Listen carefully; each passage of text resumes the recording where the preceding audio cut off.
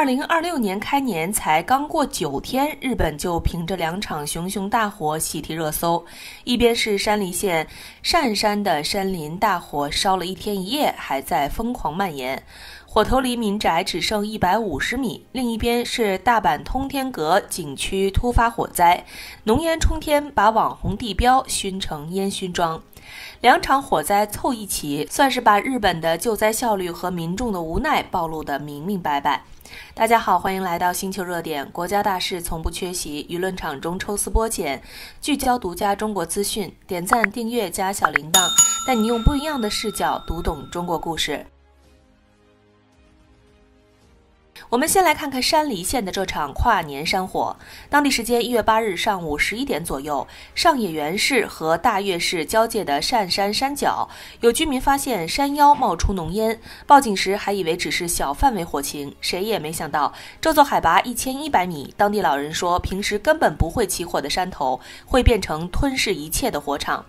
NHK 當晚拍到的畫面觸目驚心，從山腰到山頂的大片區域被明火包裹，滾滾濃煙在中央高速公路潭河坂服務區都能看得一清二楚。路過的司機紛紛拍照，還戲稱這是年度最驚悚的路邊風景。火災發生後，日本的救援操作也是讓人看不懂，因為地形陡峭，消防車輛開不進去，初期只能靠2架直升機灑水，再加上消防員徒步登山滅火，可這點點力量面對熊熊山火，簡直是杯水車薪，火勢沒半點收斂，反而借着乾燥的植被一個勁兒蔓延。到8日下午，火場距離附近住宅已經只剩350米，直到這時，山梨縣才急着向自衛隊請求支援。而上野原市先對12戶18人發布疏散指令，後來火勢越來越兇，才把疏散範圍擴大到76戶143人。最讓居民崩潰的是夜間停工操作，明明火頭還在逼近，消防部門卻以夜間滅火困難為由，直接暫停作業，要等9日早晨再重啟。這一夜，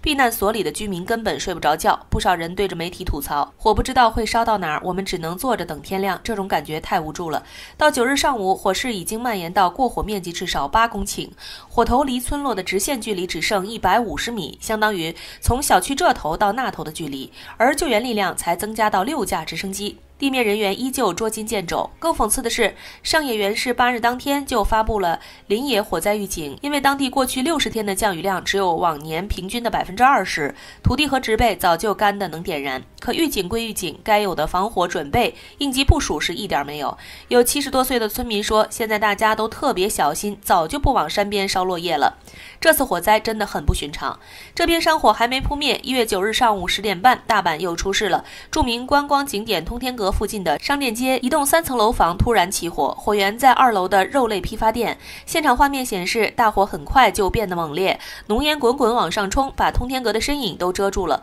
消防部門調派了30輛消防車，還出動直升機灑水，可直到中午，火勢依然沒被完全控制。更要命的是，大阪氣象部門11點剛發布乾燥天氣預警，乾燥的環境讓滅火難度直線上升。所幸截至目前，2場火災都還沒傳出人員傷亡的消息，但網友的吐槽已經刷爆了評論區。有中國網友調侃，日本這是開年衝業績，不過衝的是火災 KPI。還有人翻出日本過往的災害應對，想起能登半島地震，知識地震當天在東京，過了1個多月才去災區。這次山火夜間停工，果然是一脈相承的佛系救援。日本網友更是滿肚子怨氣，預警發了，救援卻跟不上，讓我們在避難所熬夜等。這就是所謂的應急響應。直升機灑水跟灑水壺似的，到底是滅火還是走個過場？其實這已經不是日本近期第一次被火災困擾了。之前岩手縣大船渡市的山火更離譜，從2月19日燒起，滅了又燃，燃了又滅，3次起火後徹底失控，成為日本國內最大規模的林野火災。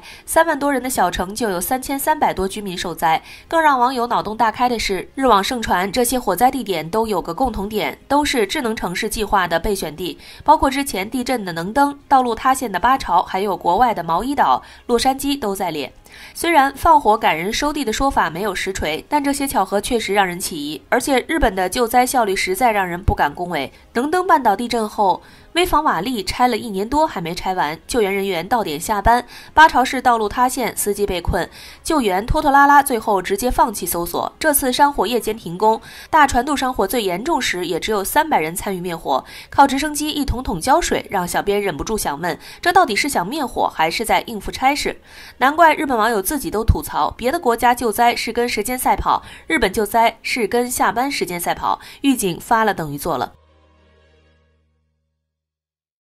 看着日本2場大火遲遲得不到控制，網友們忍不住想起了中國的消防队伍。同樣是山火，同樣是極端環境，中國消防用一次次與時間賽跑的救援，寫下了最動人的答案。而這一切都要從四川涼山那場讓全國流淚的山火說起。2019年4月1日，四川涼山木里縣利爾村的森林大火，成為無數人心中永遠的痛。無情的大火奪走了30名撲火隊員的生命，其中27人是涼山州森林消防支队的隊員。1個80後，24個90後，還有2個00後。他們中有剛結婚不久，朋友圈全是任務動態的中隊長張浩，有最後一條朋友圈還是奔赴火場畫面的蔣菲菲。這些年輕的戰士，有的還沒來得及享受人生，就把生命永遠留在了那片山林。當30名英雄的遺體被運送下山，抵達西昌的那個凄冷凌晨，無數市民自發走上街頭，手裡捧着鮮花，默默迎接英雄回家。那一刻，沒有喧囂，只有壓抑的哭聲和此起彼伏的英雄一路走好。他們都是父母的孩子，愛人的牽掛，卻為了保護國家和人民的財產，義無反顧地衝向了最危險的地方。很多人不知道山火有多可怕，有死裡逃生的網友說，山火的火頭不是蔓延，而是追着人飛。茂密的草木是最好的燃料，一旦起風，火借風勢，燒幾天幾夜，甚至上月都有可能。美國加州坎普山火燒了2個月，100多人死亡，200多人失蹤，1.4萬多棟建築被燒毀，不少罹難者都是逃生不及，被活活燒死。正因為山火如此可怕，救援效率才顯得至關重要。而中國消防的信条從來都是能多救一個就多救一個。2019年3月31日晚9點半，山西沁源發生山火，火勢兇猛到寬達2公里，可見明火足足有10公里。火場植被以油松為主，易燃且茂盛，再加上未來3天晴天無雨，還颳大風，撲救難度極大。但中國消防沒有猶豫，更沒有夜間停工。不到1個小時，山西消防就派出1600人趕赴現場，內蒙古總隊也火速支援，帶來80人的駐防分隊撲救東南方向火線。北方航空護林總站調出6架直升機，還組織了8000人清理火場，總共15000多人的救援力量在最短時間內集結完畢。接下來的2天3夜，救援戰士們沒有休息過1分鐘，累了就直接躺在草地上打個盹兒，餓了就啃幾口乾脆面墊墊肚子。他們頂着濃煙和高溫，地空協同作戰，一點點壓縮火場範圍。當大火終於被撲滅時，戰士們滿臉都是煙塵燻烤的黑色，卻露出了發自心底的燦爛笑容。網友們說，這是全世界最帥的黑臉，比任何明星都耀眼。